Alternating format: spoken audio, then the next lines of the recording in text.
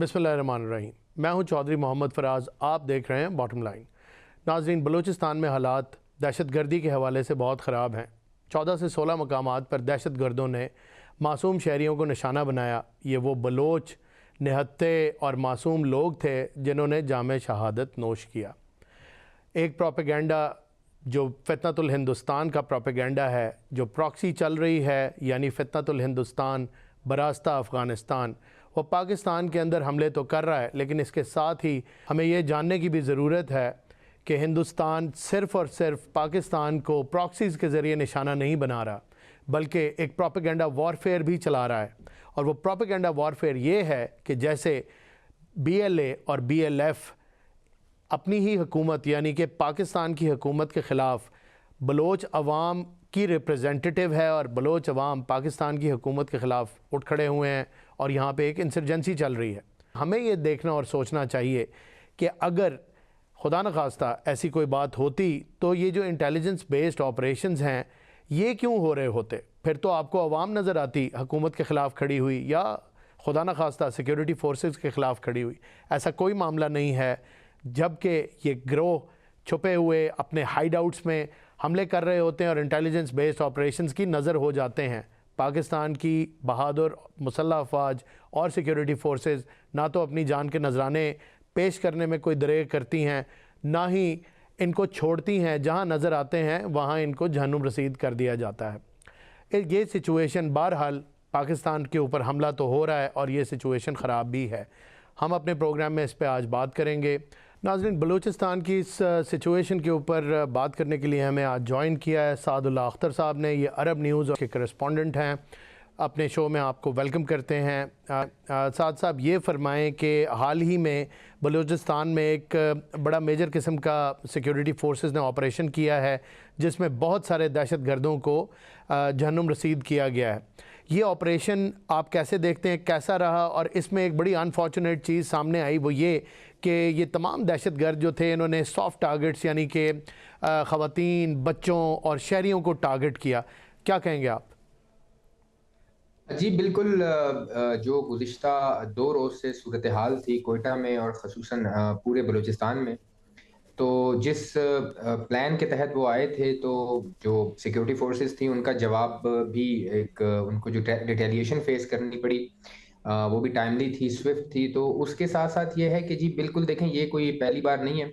अगर आप 2024 से देखें, जब ये कार्रवाइयाँ शुरू हुई हैं, तेज़ हुई हैं इनकी activities, not only in Quetta but other parts of Balochistan, तो वो सॉफ्ट टारगेट्स ही जो है वो ढूँढते थे। जैसे मुसाफिरों को टारगेट करना, बसों से उतार के लोगों को मारना। जाफर एक्सप्रेस तो वाला वाक़या, जी। जाफर एक्सप्रेस वाला जैसे वाक़या, जी। हाईजैकिंग हुई मार्च 2025 में।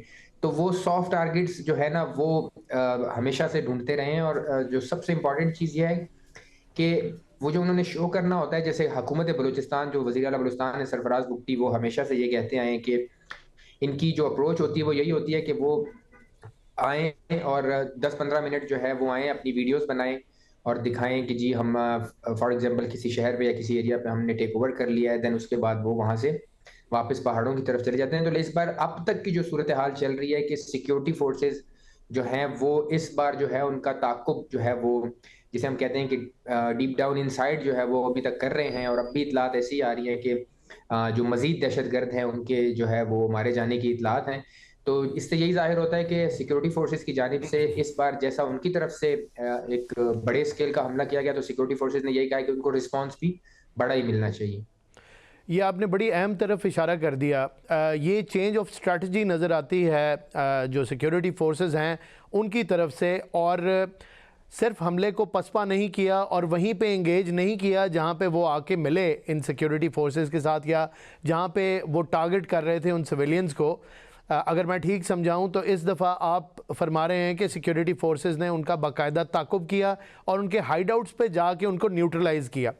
ये बड़ी अहम तरफ इशारा है। कंटिन्यू करूँगा, इसमें से ही सवाल निकलेगा कि एक प्रोपेगेंडा भी किया जाता है। आपने कहा कि वीडियोस बनाते हैं और ऐसे शो करते हैं, फिर अपलोड करते हैं उनको जैसे कब्ज़ा कर लिया हो शहर के ऊपर, which is very disturbing and concerning for most of the people in Pakistan. ज़ाहिर है जो पंजाब में बैठे हैं लोग या सिंध में, उनको बड़ा मसला होता है और बाकी पूरे पाकिस्तान में भी। सवाल मेरा ये है कि ये इंडियन टैक्टिक्स भी हैं, क्योंकि इंसर्जेंसी चल रही है, इसमें तो कोई शक नहीं, दो राय नहीं कि हिंदुस्तान इनको सपोर्ट करता है। तो हिंदुस्तान की ये टू प्रोंग्ड स्ट्रैटेजी है कि एक तरफ से हमला करें, इनको फंड करें, और दूसरी तरफ से प्रोपेगेंडा करें ओवर द सोशल मीडिया। ये बात दुरुस्त है? बिल्कुल सर, ये बात तो देखें, हुकूमत पाकिस्तान का ख्वाह वो वफाकी हुकूमत हो या सूबाई हुकूमत हो या हमारे जो सिक्योरिटी इदारे हैं जो इन चीज़ों को मॉनिटर करते हैं, उनका भी यही रिपोर्ट्स आती हैं कि they have clear support from Afghanistan and India. तो इस चीज़ में तो कोई दो राय नहीं है। और जिस तरह से 2024 के बाद हमने एक शिफ्ट देखा है इंडिया का, कि जैसे उन्होंने बलूचिस्तान में कोई भी चीज़ हो या कोई भी ऐसा हमला हो या कोई भी ऐसी कार्रवाई हो, तो वो उस चीज़ को बड़ी कवरेज देते हैं, और वो प्रोपेगेंडा जो उनका एक टूल है through social media and through their Indian main stream media, तो वो इस चीज़ पे बड़ा जो है फोकस करते हैं और काम करते हैं ताकि दुनिया को ये दिखा सकें, और वो अपनी ऑडियंस को ही एक, अगर हम इस चीज़ को देखें तो वो अपनी ऑडियंस को ही बेवकूफ़ बना रहे हैं, क्योंकि ग्राउंड पे वो सिचुएशन नहीं होती। तो ये चीज़ तो बिल्कुल शुरू से ही है। और जहाँ तक ये बात है आपकी इंडियन सपोर्ट या सेंचुरीज अफगानिस्तान में, तो ये बात तो वफाकी हुकूमत not only in Pakistan but काफ़ी इंटरनेशनल फोरम्स पे भी ये बात कर चुकी है। इवन इसके एविडेंसेस भी जो है ना वो मुख्तलिफ डिप्लोमेट्स हैं उनको दे चुके हैं कि they have clear support by the Indian intelligence agencies and they have sanctuaries in Afghanistan. तो इंडिया का तो हमेशा से यही टूल है कि नाउ मुझे तो जहाँ तक लगता है कि वो अपने जो इंटरनल इश्यूज हैं उससे हटके उनका फोकस अब बलूचिस्तान की तरफ लगा होता है, ना कि ये हमने इस सिचुएशन में देखा है। बाकी इससे पहले जितनी भी सिचुएशंस हुई हैं उसमें यही चीज़ है कि इंडिया चीज़ों को एग्जेजरेट करके और फेक और news spread over social media पे करके, उसके अलावा बेसलेस जो प्रोपेगेंडाज होते हैं वो करके दुनिया को ये दिखाना चाहता है कि जैसे बलूचिस्तान जो है वो खुदा न खास्ता वहाँ पे सिचुएशन कोई बहुत ही बुरी चल रही है, बट ग्राउंड में ये नहीं होता। दूसरी साइड पे वही है कि वो अपनी ऑडियंस को बेवकूफ़ बना रहे हैं, ना कि बाकी दुनिया को। सादुल्लाह साहब, ये बताएं, आप बड़े रिप्यूटेड इंटरनेशनल चैनल्स के लिए रिपोर्टिंग करते हैं और आपकी एक आवाज़ जो है वो पूरी दुनिया में जाती है। ग्राउंड रियलिटीज़ जो है बलूचिस्तान की, जाहिर है ये सवाल पाकिस्तान में लोगों को बड़ा परेशान करता है और इसके ऊपर ही हमारा दुश्मन प्रोपेगेंडा भी करता है, और इस सवाल का जवाब बड़ा ज़रूरी है पाकिस्तानी अवाम के लिए भी, दुनिया के लिए भी है। ये बताइए कि ऑन ग्राउंड सिचुएशन क्या है जिसको इतना डूम्सडे सिनेरियो में पोर्ट्रे किया जाता है? ऑन ग्राउंड सिचुएशन कैसी है, ये बताएं प्लीज़। देखें, जो ग्राउंड पे सिचुएशन है वो अगर स्पेसिफिकली इस वाकये की बात करें तो जो फर्स्ट डे था, देखिए डेफिनेटली जो सिटीजन्स होते हैं या शहरी होते हैं उनके लिए तो ये एक अनएक्सपेक्टेड चीज़ होती है। फॉर एग्जांपल, अगर कोई मुसल्लह अफराद अगर आपके मोहल्ले में आपके आ जाएं या आपने देख लें तो डेफिनेटली एक पैनिक तो क्रिएट होता है। तो ये सिचुएशन ऐसी थी सैटरडे मॉर्निंग, बिकॉज ये एक अनएक्सपेक्टेड चीज़ थी कोयटा के लिए। उसके बाद देखें, जब ये स्टार्ट हुआ था फजर के टाइम, फिर जब दिन निकला और उसके बाद लोगों की एक्टिविटीज शुरू हो गई, जो हमलावर थे वो तो आईएक्स प्लान के साथ थे ना, उनका तो यही काम था कि हमने आना है और हम जितना ज्यादा डैमेज कर सकें वो करना है। बट जो गवर्नमेंट होती है या हमारी जो सिक्योरिटी फोर्सेज होती है, उनकी स्ट्रेटेजी यही थी कि जो उनके टारगेट्स हों वो सिर्फ दहशतगर्द हों, ना कि कोई सिविलियन जो है ना वो उसमें उसको नुकसान। तो उन्होंने इसी स्ट्रेटेजी के साथ अप्रोच किया। तो चीजें जो है वो अब थोड़ा सा, अगर हम कोयटा शहर की बात करें, हालात यहाँ पे नॉर्मल है बनिस्बत। अगर हम संडे देखें, आज मंडे, आज पूरा शहर जो है वो खुला हुआ था। बाकी एरियाज की जो बात करें, जहां जहां वो थे, कुछ जगहों पे तो उन्हें सैटरडे को ही जो सिक्योरिटी फोर्सेज ने न्यूट्रलाइज कर दिया था दहशतगर्दों को, और कई जगहों हमले उनके पसपा कर दिए। कुछ जगहों पे ये था कि फिर उन्होंने ये डिसाइड किया कि इनका ताकुब करना है इस बार, और पीछे तक जाए। तो वो वाली जो स्ट्रेटेजी है वो लेके चल रहे हैं अब तक। और ये है कि अब सिचुएशन, अगर हम कोयटा की बात करें तो सिचुएशन कोयटा शहर में नॉर्मल है।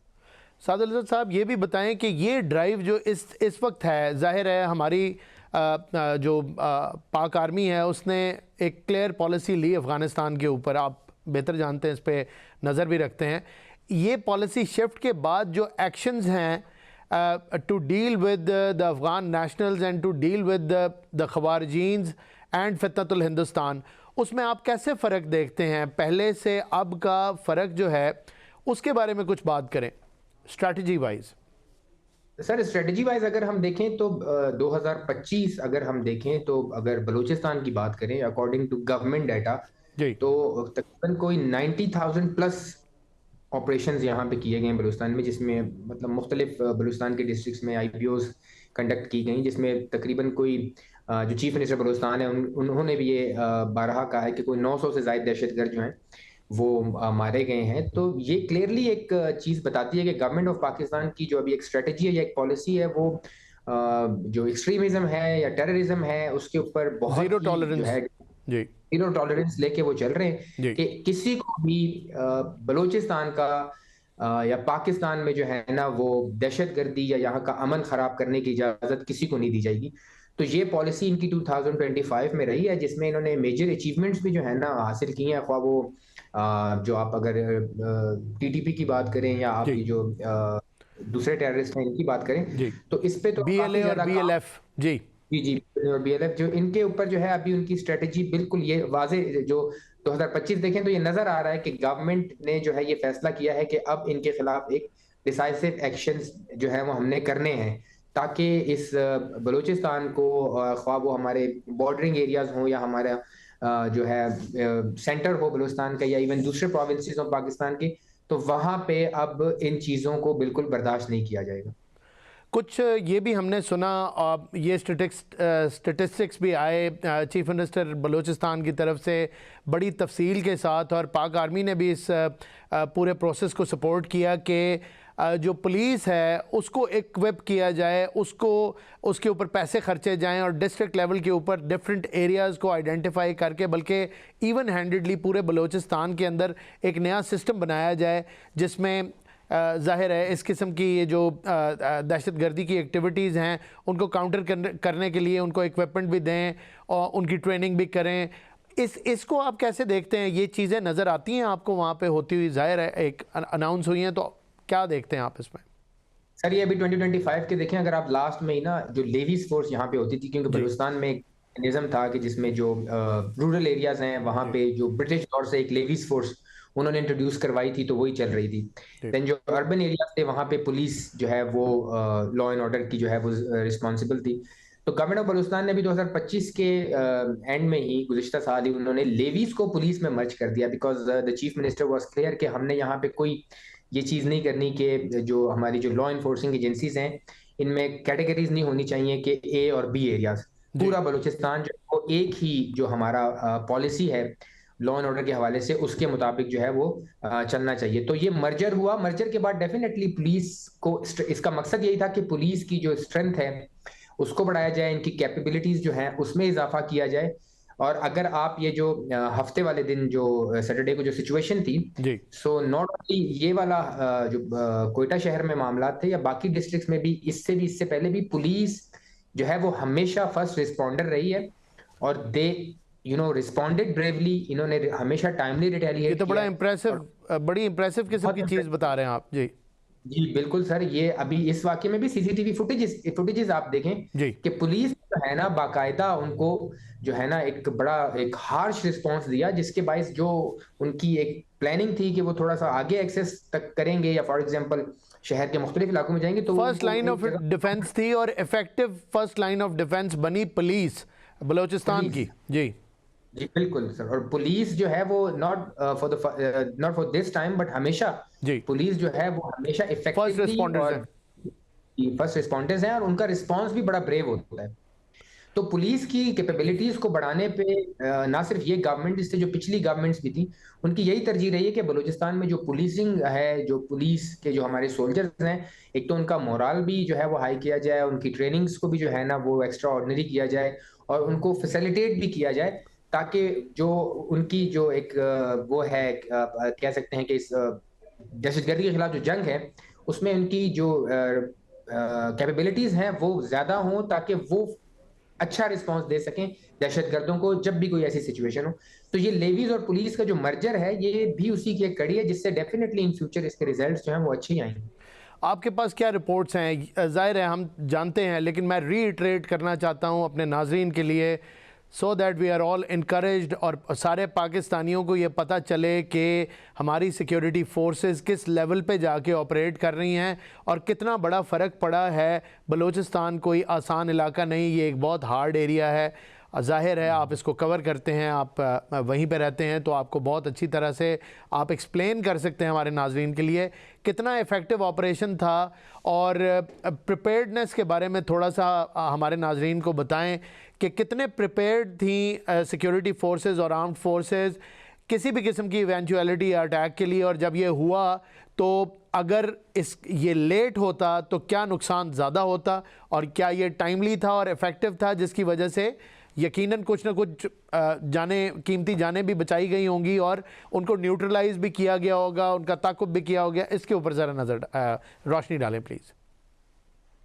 देखें, बिल्कुल ये तो इसमें कोई दो राय नहीं है कि नॉट ओनली इन कोयटा, अगर हम पसनी देखें वहां जी भी इन दहशतगर्दों की तरफ से हमला किया गया। वहां जो था रिस्पांस सिक्योरिटी फोर्सेस का बड़ा इफेक्टिव और टाइमली था, जिसकी वीडियोस भी पूरे दुनिया ने देखी हैं जी कि वहां पे जो दहशतगर्द जो एक आउटर गेट में छुपे हुए थे, उनकी लाशें वो फिर नजर आई कि उनको अपना जो टारगेट था या जो मकसद के लिए आए थे वो अचीव नहीं कर सके। इसी तरह कोयटा में भी था कि लाइक वो शहर के मुख्तलिफ इलाकों में तो वो फिर रहे थे, लेकिन उनको जो रिस्पांस टाइमली मिला जिसकी वजह से वो आगे बढ़ नहीं सके। तो इसमें देखें, वजीर आला बलूचिस्तान सरफराज बुगटी जो हैं वो हमेशा से उनकी यही जो है वो कहते भी हैं और वो ये बताते भी हैं कि बलूचिस्तान जो है वो it's a very challenging province of Pakistan, which is the largest in terms of territory land, but population जो है स्कैटर्ड है, बिल्कुल पहाड़ हैं, है, बिल्कुल समंदर है। तो यहाँ पे सिक्योरिटी फोर्सेस के लिए चैलेंजेस भी उसी हिसाब से फिर ज्यादा हैं। दो बॉर्डर्स हमारे साथ लगते हैं, बिल्कुल अफगानिस्तान का भी, ईरान का भी, जी समंदर के थ्रू भी हैं, लैंड बॉर्डर्स भी हैं। तो ये एक बड़ा चैलेंजिंग वो है, और इन सारे चैलेंजेस को मद्देनजर रखते हुए अगर ओवरऑल आप ये जो एक हम कह सकते हैं बलूचिस्तान में जो एक इंसर्जेंसी जिसे हम कहते हैं 2006 से चल रही है जी या उससे भी थी, तो ये एक बड़ा चैलेंजिंग टास्क है। लेकिन बट वो ये है कि कंट्रोल करने की जो है ना उसको उसके लिए बेहतरीन मैकेनिज्म जो है वो पहले भी जो है वो पॉलिसीज इसके ऊपर बनाई गई हैं कि इसको कैसे काउंटर करना है, अब भी इसके ऊपर चल रहा है। और डेफिनेटली इसके इन फ्यूचर जो है ना इम्पैक्ट्स जो है वो हम सब देखेंगे इंशाल्लाह अमन की सूरत में। इंशाल्लाह। ये बता दीजिए कि ये कितना सिग्निफिकेंट है कि ये एक्सपोज हुए इस दफ़ा, ये बीएलए और बीएलएफ वाले जो एक नैरेटिव लेके चलते थे, इन्होंने लोकल्स को टारगेट किया, इन्होंने बलोचों को शहीद किया। ये कितना सिग्निफिकेंट है? इनका जो रेटरिक था, इनका जो नारा था, और वो तो सारा का सारा नैरेटिव ख़त्म हो गया। मतलब अगर लोकल्स को ही टारगेट करेंगे तो फिर लड़ किसके खिलाफ रहे हैं? जी बिल्कुल, ये चीज तो जैसे हमने इस बार देखी है, और वजीर आला बलूचिस्तान साहब जो कि एक आप कह सकते हैं कि एक सूबे के चीफ एग्जीक्यूटिव हैं, उनकी जी तरफ से भी जो कल प्रेस कॉन्फ्रेंस की गई उसमें उन्होंने इसी बड़ा चीज पे क्लियरली बताया जी। क्लियरली बताया कि ये मतलब एक ये जो जंग लड़ी जा रही थी कि for the rights of Baloch nation and their natural resources, तो इसमें अगर बलोच ही टारगेट हो रहे हैं तो ये जंग फिर किस चीज की जंग है। तो ये चीज बिल्कुल एक आप कह सकते हैं कि जो गवर्नमेंट की रिपोर्ट्स आई है उसके हिसाब से तो यही लग रहा है कि जो सिविलियंस कैजुअलिटीज बिल्कुल बिल्कुल हुई हैं, कोयटा में भी हुई हैं, बाकी गवादर की जिस तरह रिपोर्ट्स आ रही हैं कि गवादर में भी हुई हैं। तो इस पे हुकूमत बलूचिस्तान का जो मौक़िफ़ है वो यही बता रहे हैं कि जी कि ये चीज़ जो है बिल्कुल जो एक ये कॉज है उसके बिल्कुल अगेंस्ट जा रही है। बिल्कुल ठीक। ये भी कुछ रिपोर्ट्स हैं कि ये जो हमले हुए हैं इनके अंदर 177 इंडियन स्पॉन्सर्ड दहशत गर्दों की लाशें इस टाइम पे बलूचिस्तान हुकूमत के पास महफूज पड़ी हुई हैं। और ज़ाहिर है ये वाक़ये बड़े दिलखराश हैं, जिसके अंदर हमारे सिक्योरिटी फोर्सेस के भी अहलकार शहीद हुए, लेकिन वो नंबर बहुत छोटा है। 17 है मेरे ख़्याल में, आप कंफर्म करेंगे। और 31 के करीब जो हैं वो सिविलियंस जो हैं वो शहीद हुए हैं।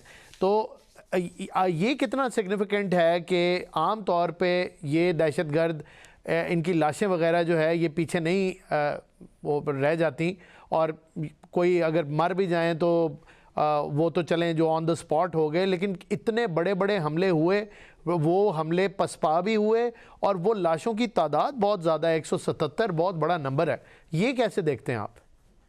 जी बिल्कुल, ये कल तक जो वज़ीर आला बलूचिस्तान ने प्रेस कॉन्फ्रेंस की थी, जो जी कल तक जो हुकूमत की तरफ से वो एक फिगर आ रहा था कि जो दहशतगर्द जो है इस पूरे ऑपरेशन में, जो क्लीयरेंस ऑपरेशन चल रहा था उसमें जो मारे गए उनकी तादाद 145 थी, लेकिन आज जो है वो यही बताया जा रहा है कि 177 हो गए। जी तो जैसे मैंने आपसे पहले भी कहा कि गवर्नमेंट और सिक्योरिटी फोर्सेस इस बार यही पॉलिसी लेके चल रहे थे, जो मुझे लगता है कि अगर वो इस मैक्सिमम उन्होंने आके ये दिखाने की कोशिश की है कि हमने टेक ओवर कर लिया है, तो गवर्नमेंट ने भी उनको रिस्पांस उसी लेवल पे जो है ना वो दे रहे हैं। उन्होंने भी ये डिसाइड किया कि ऐसा रिस्पांस दें कि जिससे ये भी पता चले कि इस बार इनका ताक़ुब जो है वो हमने आखिर तक करना है। जी, ये उन्होंने ये जिक्र भी किया कि अला नज़र, रहमान गुल और बशीर ज़ेब, ये अफ़गानिस्तान के अंदर बीएलए और बीएलएफ के जो कमांडर्स हैं, दहशतगर्द कमांडर्स, ये वहाँ पे पनाह लिए हुए हैं और वहाँ से ऑपरेट कर रहे हैं। ये तो एक लिहाज से बिल्कुल अब के सीक्रेट भी नहीं रहा, मतलब इतना खुल के भारत और अफ़गानिस्तान ये जो नेक्सस है ये सामने आ गया है कि आप मुझे ज़रा पल्स दें कि इंटरनेशनल मीडिया कैसे देखता है इसको। ये चीज़ें क्या इंटरनेशनल मीडिया में रिपोर्ट नहीं होती?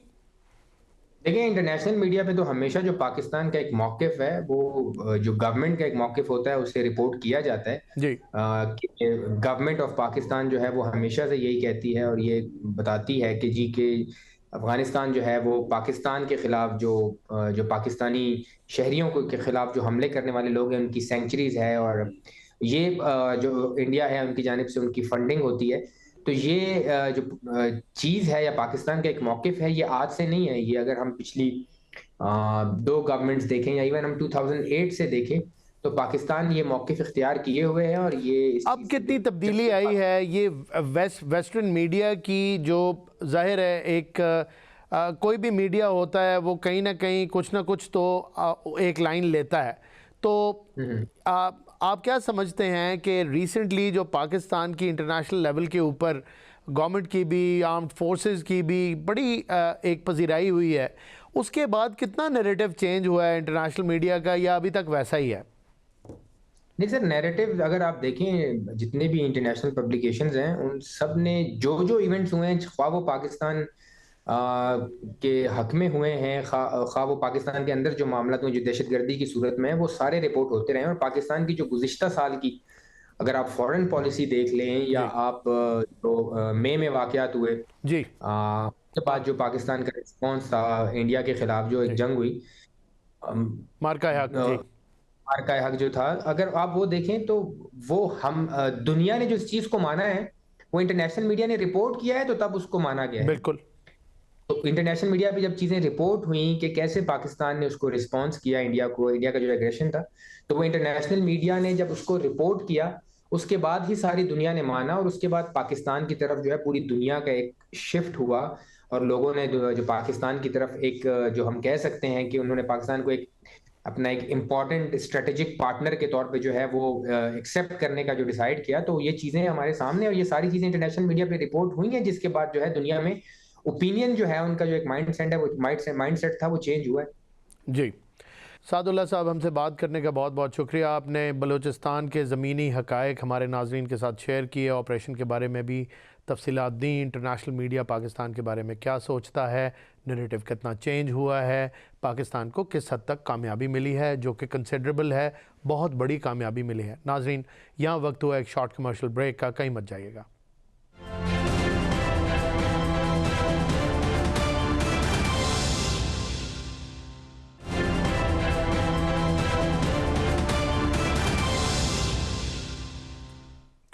Welcome back. नाज़रीन, जैसा कि आप सब जानते हैं, पाकिस्तान का हर सूबा ही अपने किसी न किसी हमसाये के साथ बॉर्डर शेयर करता है। बलूचिस्तान अफ़गानिस्तान और ईरान के साथ हम अपना बॉर्डर इन दो मुल्कों के साथ बलूचिस्तान में शेयर करते हैं। थोड़ी सी सिचुएशन ईरान के अंदर क्या है, और हमारे साथ जिन एक्सपर्ट ने आज हमें ज्वाइन किया है, मुर्तज़ा नगरी साहब मिडल ईस्ट के एक्सपर्ट हैं, प्रोग्राम में उनको खुशामदीद कहता हूँ। कुछ बात उनसे ईरान पे करूँगा।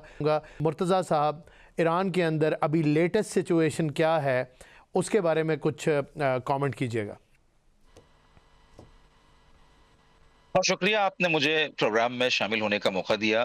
देखिए, एक अजीब बात है, ईरान के जो पड़ोसी ममालिक हैं या जिन ममालिक का ईरान से सिलसिला है, किसी भी तरह का दुश्मनी या दोस्ती, जी इस वक्त उन ममालिक में ज्यादा अफरा तफरी है निस्बतन ईरान के, जबकि ईरान में बिल्कुल अमन है। बच्चे नॉर्मली स्कूल जा रहे हैं, यूनिवर्सिटी जाने वाले यूनिवर्सिटी जा रहे हैं, काम करने वाले काम कर रहे हैं। जो यहाँ पे मुकद्दस मकामात हैं उन पर लोग ज़ियारत के लिए काफिलों की सूरत में जोक तर जोक आ रहे हैं। कल एक बहुत बड़ा इवेंट है मुंजी बशरियत इमाम मेहदी अलैहिस्सलाम की विलादत के हवाले से, उनकी बर्थ के हवाले से, जी उसके हवाले से तमाम इंतजामात हो रहे हैं। अगर मैं बाहर होता तो मैं आपको दिखाता कि 11 किलोमीटर का जो रूट है वो किस तरह से सजाया गया है, और तकरीबन तकरीबन 7 से 8 मिलियन लोगों की शिरकत एक्सपेक्टेड है।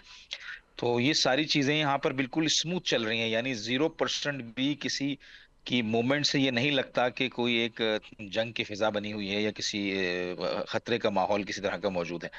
लेकिन हम ये देखते हैं, जब मैं मीडिया का मुतालिया करता हूँ, जब मैं सोशल मीडिया पर या इलेक्ट्रॉनिक मीडिया पर निगाह डालता हूँ, तो पूरी दुनिया में ऐसा लगता है जैसे ईरान के अंदर एक जिलजिला बरपा हुआ है। ईरान के लोग असल हम सो नहीं पा रहे हैं, पाकिस्तानी ईरान के लोग खा मुर्तज़ा नहीं पा रहे साहब, हम पाकिस्तानी इस चीज़ को बड़ी बखूबी समझ सकते हैं, क्योंकि हम खुद भी इस विक्टिमाइजेशन का मतलब ये हमारे साथ भी विक्टिमाइजेशन रही है ओवर द सोशल मीडिया। तो जो आप इशारा कर रहे हैं, मैं एज ए पाकिस्तानियों से और हमारे सारे सुनने वाले भी बिल्कुल we can relate to it, क्योंकि पाकिस्तान के बारे में भी एक तूफ़ान खड़ा हो जाता है किसी छोटी सी चीज़ पे।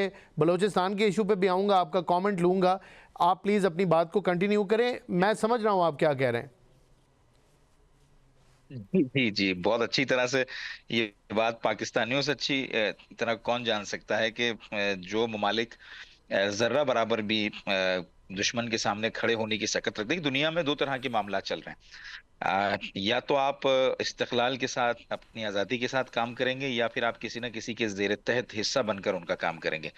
तो जो ममालिक किसी भी तरह से अपनी आज़ादी और इस्तिकलाल को बरकरार रख के आगे बढ़ने की कोशिश करते हैं, तो ये जो एरोगेंट पावर्स हैं, ये जो कॉलोनियल पावर्स हैं, ये इनको ये पसंद नहीं है, इनका ये मिजाज है इस तरह का। तो पूरा मिडिल ईस्ट आप देख सकते हैं कि उसी मिजाज के जेर साया जिंदगी गुजार रहा है या आगे बढ़ रहा है। आगे बढ़ने से मेरी मुराद ये है कि जो भी उनके यहाँ काम हो रहे हैं वो उसी कॉन्टेक्स्ट के अंदर हो रहे हैं। तो बस यही सिचुएशन जो मैं आपसे अर्ज कर रहा हूँ, ये ईरान के बाहर है, ईरान के अंदर बिल्कुल नॉर्मल है। और ईरानी इसलिए देखें इत्मीनान से जिंदगी गुजार रहे हैं, चूंकि इन्होंने जो इनकलाब के 47 साल हैं, कुछ हमारे यहाँ ये चीजें बयान नहीं की जाती हैं, माजरत के साथ, लेकिन मुझे ये बयान करनी है और मुझे करनी चाहिए। ये जो 47 साल इनकलाब के इन्होंने गुजारे हैं, इनके इतराफ के जो ममालिक हैं वो अय्याशियों में गर्क रहे, और इन्होंने काम किया। इन्होंने यानी तमाम तर पाबंदियों के बावजूद अपनी हिफाजत के जो जितने असबाब हो सकते थे इन्होंने वो सब बनाए, असलहे से लेकर और ऑटोमोबाइल से लेकर इलेक्ट्रॉनिक्स से लेकर जो चीजें जरूरत थी, मेडिकल से लेकर। अभी आप देखिए मेडिकल के हवाले से भी पूरी पाबंदी है, लेकिन पूरी दुनिया में जो है वो इनके मेडिकल इक्विपमेंट्स इस वक्त एक्सपोर्ट हो रहे हैं, और खुद उसका सबूत हमने तो देखा इजराइल के साथ जंग में, हमने देखा। जी। तो अब तो कैफियत ये है कि आपकी खिदमत में एक अच्छी बात अर्ज करूं, अब तो कैफियत ये है कि पहले ईरान के जो सुप्रीम लीडर हैं सैयद अली खामेनेई, उनका ये कहना था कि जो भी आप बनाएंगे वो लोकल प्रोडक्शन होनी चाहिए। लेकिन 12 रोजा जंग के बाद सुप्रीम लीडर, ईरान के जो सुप्रीम लीडर हैं, जो इनकी फोर्सेस के भी लीडर हैं, उन्होंने ये हुक्म जारी किया कि आपके सिस्टम के अंदर जिस चीज की भी कमी है आप अपने दोस्त ममालिक के साथ मिलकर उसको पूरा करें, यानी रशिया और चाइना के साथ। और इस वक्त रशिया और चाइना से असलहे की मुकम्मल खेप ईरान के अंदर हर हफ्ते 2 हफ्ते के अंदर एक खेप आती है, और वो किससे मुतालिक है इसका अभी तक किसी किस्म का कोई जो है वो किसी किस्म की कोई चीज बताई नहीं गई है। लेकिन यकीनन जो इनके एयर डिफेंस सिस्टम के अंदर खामियां थी उससे मुतालिक, और पिछले दिनों में इसराइल की एक रिपोर्ट पढ़ रहा था कि इसराइल ने जो ऑर्शेनिक मिसाइल बनाया कि जिसका वॉरहेड तकरीबन 2.5 टन का है, और जिगजैग की सलाहियत और दीगर चंद सलाहियतें जो इजाफी हैं, सुनने में ये आ रहा है कि कुछ चीज़ों के बदले रशिया ने हो सकता है कि ऑर्शेनिक मिसाइल की टेक्नोलॉजी ईरान को मुंतकिल की हो। ये इसराइली जरीदे की रिपोर्ट थी।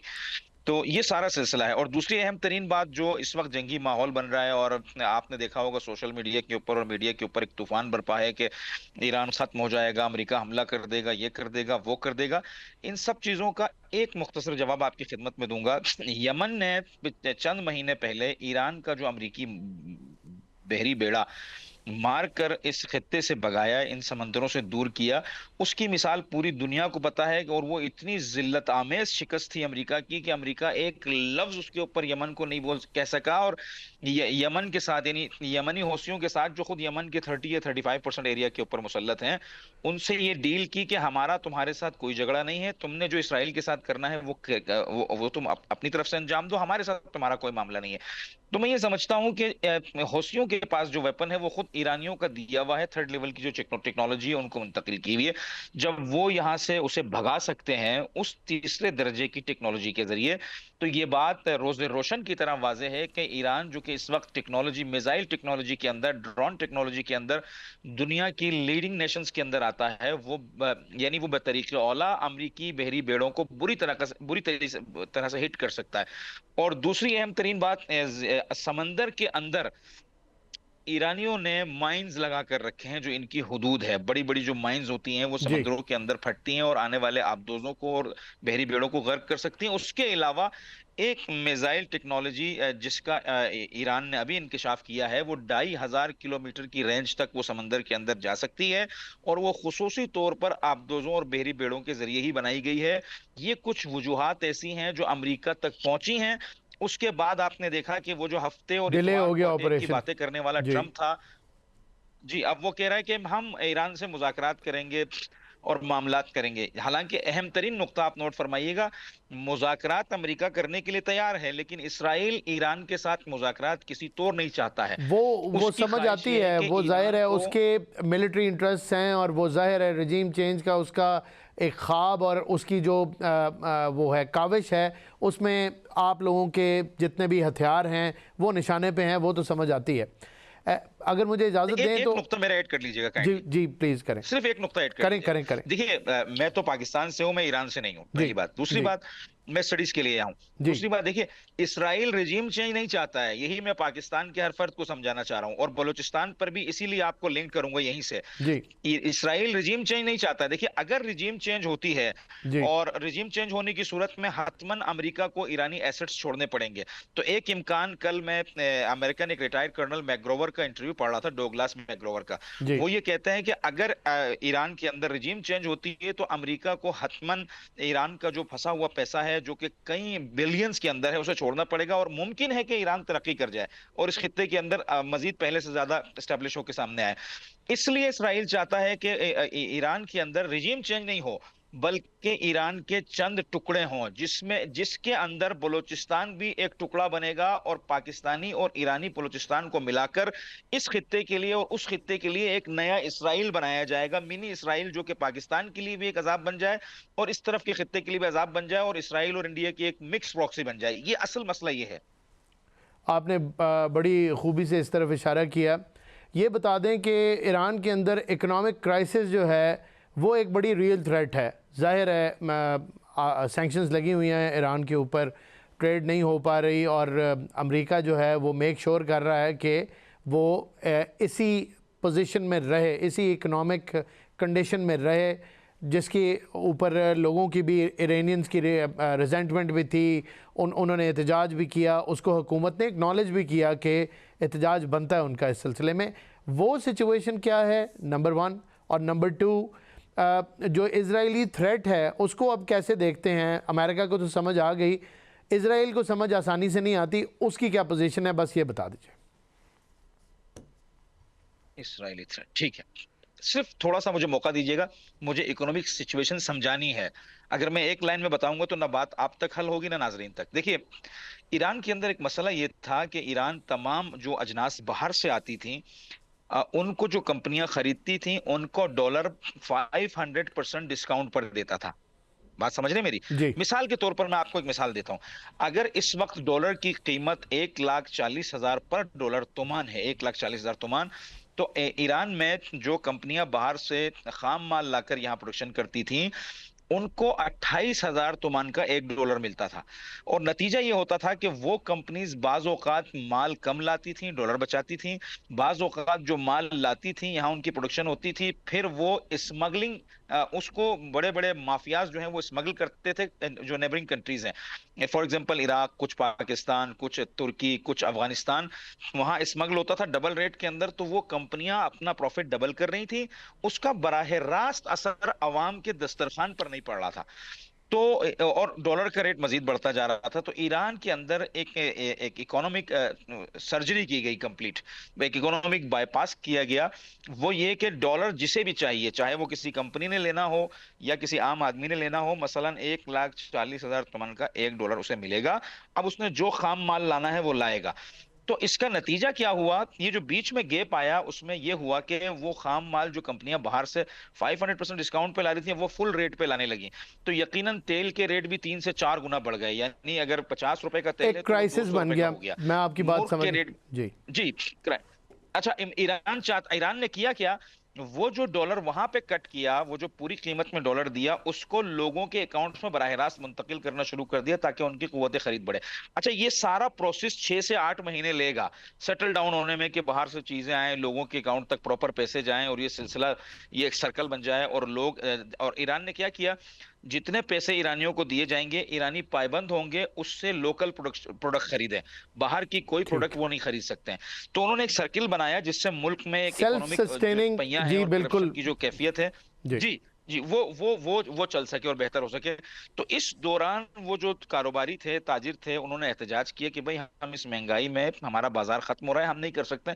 तो उस एहतजाज को ट्रैप करके तखरीबकारी में तब्दील किया गया। जी, मुर्तज़ा साहब आपका पॉइंट आ गया। आपने बड़े अच्छे तरीके से इसको सिंप्लीफाई कर दिया हमारे नाजरीन के लिए। नाजरीन, यहाँ वक्त हुआ एक शॉर्ट कमर्शियल ब्रेक का, कहीं मत जाइएगा।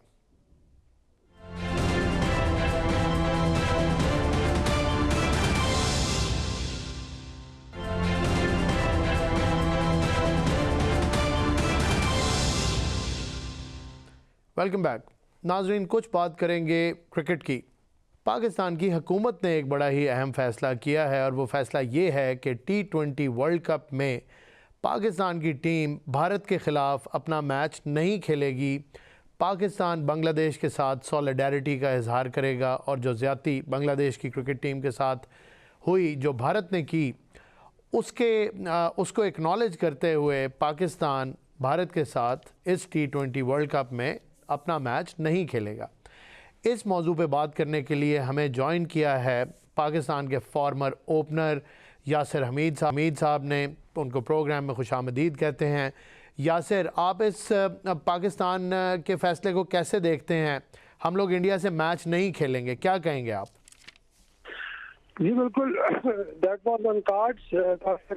जैसे कि पाकिस्तान और इंडिया का तो हमें पता ही है कि क्या क्या हुआ है, पीछे जंग भी हुई है, सारा कुछ। उससे पहले इंडिया ने पाकिस्तान को भी बहुत ज़्यादा इसी तरह जिस तरह बांग्लादेश को उन्होंने अभी टीज किया, फिर एक ऐसा डिसीजन लिया कि जो जितनी भी क्रिकेट फ्रेटर्निटी है उसके अगेंस्ट गया। पाकिस्तान ने प्रिंसिपल स्टैंस लिया और प्रिंसिपल स्टैंस लेने की वजह ये थी कि पहले पाकिस्तान के साथ भी यही चीजें करता रहेंगे, अब उन्होंने बांग्लादेश को पकड़ लिया है, ठीक है, तो उनको एक ना चाहिए है कि जिसके साथ वो इस तरह की चीजें करते रहे ना। तो मेरे ख्याल से पाकिस्तान का जो डिसीजन है बिल्कुल प्रिंसिपल डिसीजन है, वैल्यूज पे और डिग्निटी का डिसीजन है। आज तो पाकिस्तान को नुकसान होगा, इसके प्रिकॉशंस जो है वो गॉड नोज क्या होंगे। शायद आईसीसी जो है वो उसकी भरपूर कोशिश है उनकी। यासिर, ये बताएं कि आम तौर पे इंडिया ने जब पाकिस्तान का दौरा नहीं करना होता था तो वो ये कहते थे कि हमारी हुकूमत ने हमें मना कर दिया है तो अब हम मजबूर हैं, क्योंकि जाहिर है हुकूमत का फैसला तो हम टाल नहीं सकते। तो इस दफ़ा पाकिस्तान ने भी यही किया है। पाकिस्तान ने भी यही कहा है कि पीसीबी तो तैयार है लेकिन पाकिस्तान की हुकूमत ने मना कर दिया है। तो अगर इंडिया को पेनलाइज नहीं किया गया इस लॉजिक के ऊपर, तो क्या आप समझते हैं कि पाकिस्तान को इसका कोई फाइन होगा या पाकिस्तान के ऊपर कोई इसका नेगेटिव असरात होंगे? क्या कहेंगे आप? देखिए, अभी हमें पता ही है कि अभी जो आईसीसी और बेसिकली बीसीसीआई है ना, जी बिल्कुल, ठीक है, जय शाह जो है वो इसके प्रेसिडेंट है। तो जो आईसीसी जो बेसिकली जो इंडिया कह रहा है वही हो रहा है। जी ठीक है, तो जो आपका जो क्वेश्चन है कि यार पाकिस्तान ने जो ये फैसला किया है और इससे पहले ये पाकिस्तान का फैसला है, पाकिस्तान की हुकूमत का फैसला है। जी ठीक है, देखिए अभी जब उनकी बारी अपनी बारी में तो उनकी डिग्निटी उनको याद आ जाती है जब बायलैटरल सीरीज होती है। जी ठीक है, लेकिन जब आईसीसी का टूर्नामेंट होता है तो वो न्यूट्रल वेन्यू पे भी खेलने आ जाते हैं, जी 3 मैच भी खेल लेते हैं। ठीक है, एशिया काउंसिल के भी मैचेस खेलते हैं, आईसीसी के टूर्नामेंट उस वक्त डिग्निटी उनकी चली जाती है वापस। पैसा है ना, पैसा इन्वॉल्व है। जी तो आई मीन पाकिस्तान का जो ये वाला डिसीजन है, मैं समझता हूँ कि it is good decision in terms of the value of the game. बिल्कुल ठीक है, क्योंकि ये क्रिकेट जो है ना इंस्पायर करती है। अब आप देखें ये सारी सिचुएशन है, एक जो यंगस्टर है वो किस तरह इंस्पायर हो सकते हैं इस सिचुएशन से। This is all politics going on. बिल्कुल ठीक है, ये पॉलिटिकली इसको ये स्पिरिट इतना वो ऑफ कर क्रिकेट दिया नहीं है। जी अब ये वो क्रिकेट नहीं है। देखिए मैं जब खेलता था, जो हमारे जितने भी बैच के प्लेयर्स थे, हमसे सीनियर जो थे, जी हम लोग एक प्राइड के साथ क्रिकेट खेले हैं। हमारे हीरोज होते थे, हमारे अपने स्टार्स होते थे और वर्ल्ड स्टार्स होते थे। इवन इंडिया के प्लेयर्स को हम उनसे भी इंस्पायर थे। जी तो वो मैं चाहता हूँ कि वैसा हम सब चाहते हैं कि वैसा होना चाहिए क्रिकेट का माहौल। बिल्कुल ऐसा नहीं कि बस पैसा इन्वॉल्व है। पैसा ठीक है, पैसा जरूरत है, जो हक है वो होना चाहिए, जी लेकिन आप जरूरत से ज्यादा और उसकी जो डिग्निटी है, जो गेम की जो सोल है, जो उसकी जो एसेंस है, उसको तो आप खराब करेंगे तो ऐसा तो होगा।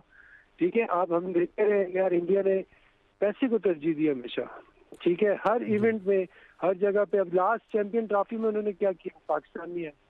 ठीक है, और सारे मैचेस अपने दुबई में रखवा के और उधर एक ही ग्राउंड पे आप टूर्नामेंट खेले तो आपके पास काफी चांस होता है जीतने। बिल्कुल ठीक है, तो अभी जो पाकिस्तान ने जो डिसीजन दिया है वर्ल्ड कप का मैच नहीं खेलने का, तो मेरे ख्याल से जो पाकिस्तान ने बड़ा कैलकुलेटेड डिसीजन है उसका, सोच समझ के लिए है। और यासिर ये बताएं प्लीज कि पाकिस्तान को तो चले नुकसान होगा, इंडिया को कितना नुकसान होगा? पाकिस्तान जब नहीं खेलेगा तो इंडिया का क्या नुकसान होगा? देखिए, इंडिया का नुकसान ये है कि ब्रॉडकास्टर्स का नुकसान है ना जी ब्रॉडकास्टर को जो पैसे सारा का पैसा नुकसान। ही पाकिस्तान इंडिया के मैच से जनरेट होता है। जी ठीक है, ब्रॉडकास्टर ने जो मेरे ख्याल से जो चीज उन्होंने कमिट की होगी तो वो तो आप ब्रॉडकास्टर्स नहीं देंगे इन टीमों को। बिल्कुल ठीक है, और जो शेयर जाना है एसोसिएट टीमों को जो शेयर जाता है वो भी कट हो जाएगा। बिल्कुल आईसीसी को कितना नुकसान है, आईसीसी के अपने खर्चे अखराजात हैं, पूरे साल के उनके जो बजट है, जो उनका पूरा एक सिलसिला है वो भी टूटेगा। ठीक है, क्योंकि पाकिस्तान और इंडिया के मैच आपको पता है, हम सबको पता बहुत है, बड़ा रेवेन्यू जनरेट होता है। जी बहुत बड़ा 500 मिलियन जी $500 मिलियन इस मैच से, सिर्फ पाकिस्तान इंडिया के एक मैच से जनरेट होता है। बिल्कुल कि आप देखें 13-14 अरब रुपया है। जी तो अब देखें, ये तो एक, क्योंकि इसकी वजह ये है कि इनकी ये जो फैसले हैं, जो इनके डिसीजन है दूसरों को राइट ना देना। अपनी बारी आई तो जी थ्रेट है तो एक उसको रिस्पेक्ट करें। और जब बांग्लादेश ने कहा कि यार हमें भी हमारे उनके लोगों ने कहा कि यार आप इधर आएंगे आपके प्लेयरों की टांगें तोड़ेंगे। अब आप मुझे बताएं कि कोई टीम किस तरह उस मुल्क में जा सकती है जिसको जी बिल्कुल इस तरह की थ्रेट्स मिल रही हो। वो क्रिकेटर्स हैं, वो एक इंटरनेशनल उनको एक रिस्पेक्ट मिलनी चाहिए, क्योंकि चले मुल्क को तो रिप्रेजेंट कर रहे हैं लेकिन स्टिल वो प्लेयर्स हैं तो उनको ड्यू रिस्पेक्ट मिलनी चाहिए। वो अपने मुल्क के एम्बेसडर्स भी होते हैं। और उससे पहले आप देखें मुस्तफिजुर रहमान को जो इन्होंने जी बिल्कुल आईपीएल से बैन कर दिया। स्टार प्लेयर है, उनका स्टार प्लेयर ऐसा प्लेयर है जैसा कि आप समझ लें कि यार जिस तरह वसीम भाई होते थे हमारे। जी ठीक है, मुस्तफिजुर रहमान के भी बड़े आउट हैं, बड़े मैचेस जी, और उसको उस तरह उसका कॉन्ट्रैक्ट खत्म किया तो वो मतलब पाकिस्तान ने एक मजलूम टारगेट किया उन्होंने। जी बिल्कुल टारगेट किया। यासिर ये लास्ट क्वेश्चन मैं आपसे पूछ लूं, ये बता दीजिए कि क्योंकि पाकिस्तान का फैसला है कि वो इंडिया से नहीं खेलेगा तो सीधे 2 पॉइंट हमसे चले जाएंगे, ये कितना इफेक्ट करेगा टूर्नामेंट पे पाकिस्तान की पोजीशन को? देखिए, जाहिर बात है क्रिकेट है, इसमें आप किसी टीम को राइट ऑफ नहीं कर सकते। T20 है, पाकिस्तान को अपने सारे मैचेस जीतने पड़ेंगे। पहला मैच अमेरिका से, फिर नेदरलैंड भी हमारे पूल में है। पाकिस्तान को अच्छी क्रिकेट खेलनी पड़ेगी, लेकिन इस वक्त जो पाकिस्तान के पास जो इस सीरीज में हमने देखा है ऑस्ट्रेलिया के अगेंस्ट पाकिस्तान ने वाइट वॉश किया है, पाकिस्तान का जो कंपैरेटिव एडवांटेज है वो स्पिन बॉलिंग में वो कंपैरेटिव एडवांटेज है बाकी टीमों के। यासिर, आपको लगता है कि पाकिस्तान का कॉम्बिनेशन बन गया है? ये ऑस्ट्रेलिया से 3 मैच जीते हैं बड़े अरसे बाद, 7 साल बाद सीरीज भी जीते हैं। आपको लगता है कॉम्बिनेशन बन गया? देखिए, हैविंग सेड दैट, जिस तरह पाकिस्तान के स्पिनर्स बॉल कर रहे हैं, जी ठीक है, नवाज ने इस तरह 5 आउट किए हैं और इब्रार है, शादाब है, स्पिन बॉलिंग हमारी तगड़ी हो गई। अब हमें सिर्फ बैटिंग में जो जहाँ पे जो प्रॉब्लम्स हैं मिडिल ऑर्डर भी मेरे ख्याल इस सीरीज में वो भी चीजें सॉर्ट आउट हो गई हैं। जी सलमान अली आगा ने बहुत आला बैटिंग की है, जिस तरह ये Saim Ayub is holding the key for batting in upper order. मेरे ख्याल से पाकिस्तान 160-170 करेगा तो कोई टीम पाकिस्तान से जीतना इतना आसान नहीं है। आपके वक्त का बहुत बहुत शुक्रिया, आपने हमें ज्वाइन किया, क्रिकेट के ऊपर बात की।